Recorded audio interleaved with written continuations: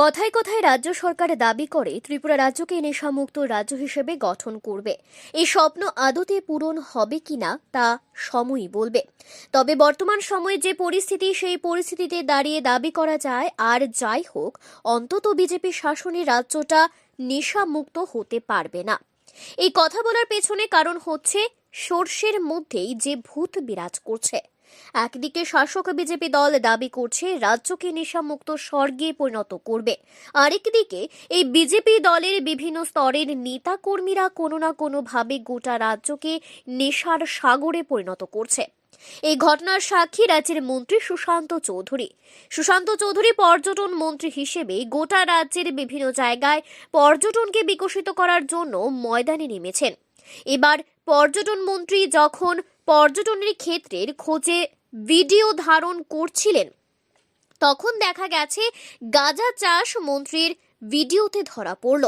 সবচেয়ে অবাক করার মতো বিষয় হচ্ছে, একদিকে দাঁড়িয়ে রাজ্যের বিরোধী সিপিআইএম দলের যুবকরা একটা বিরাট অংশের কৃষকদের সাথে মাঠে নেমে ধান কাটার মতো কাজের মধ্যে দিয়ে সাহায্য সহযোগিতা করছে, আরেকদিকে রাজ্যের শাসক দলের যুব সংগঠনের কর্মী সমর্থকরা গাঁজা খেতে দাঁড়িয়ে ছবি তুলে সামাজিক মাধ্যমে প্রচার এবং গাঁজা চাষের প্রচার করছেন।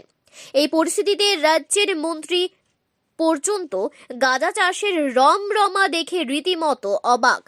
মোহনপুর হোক কিংবা ধনপুর, মধুপুর কিংবা সিমনা, প্রায় সব জায়গায় শাসক বিজেপি দলের বিভিন্ন স্তরের নেতা কর্মীদের আশীর্বাদে এবং অনুপ্রেরণায় যেভাবে গাঁজা চাষ চলছে, তার নিরিখে নিশ্চিতভাবে দাবি করা যায় রাজ্যের স্বরাষ্ট্র দপ্তর তথা মুখ্যমন্ত্রী মানিক সাহা রীতিমতো ব্যর্থ। এই জায়গায় দাঁড়িয়ে ব্যর্থতার দায় নিজের কাঁধে তুলে নিয়ে স্বরাষ্ট্রমন্ত্রী তথা মুখ্যমন্ত্রী কিছু করবেন কি করবেন না তা সময়ই বলবে।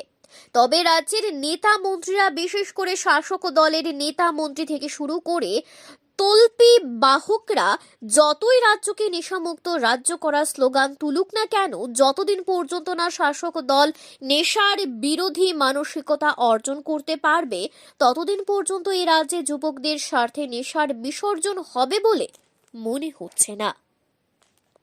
Bureau report, Tripura news Bangla.